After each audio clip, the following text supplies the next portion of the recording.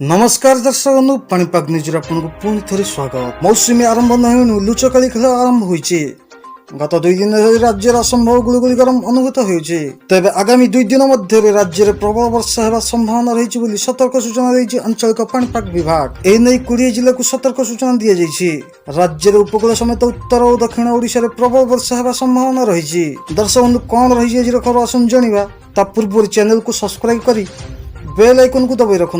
उत्तर एवं उपकूल ओडिशा रे प्राय 20 जिले में वर्षा नहीं येलो वार्निंग जारी करिछि पाणीपाग विभाग। तेबे वज्रपात रक्षा पाइबा लोक यही समय घर न बाहर सह बाहर लोक निरापद स्थान को जावाक परामर्श दि जाइछि। आज राज्य में यही सब जिले में प्रबल वर्षा संभावना रही। से गुड़िक मध्य कंधमाल, गंजाम, गजपति, नयागढ़, रायगढ़, कोरापुट, नवरंगपुर और मालकानगिरी को येलो वार्निंग देइछि पाणीपाग विभाग।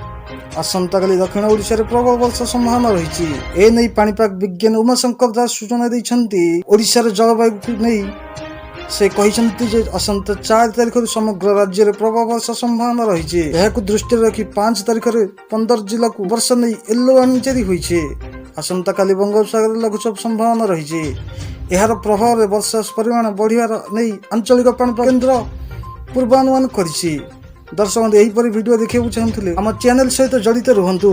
धन्यवाद।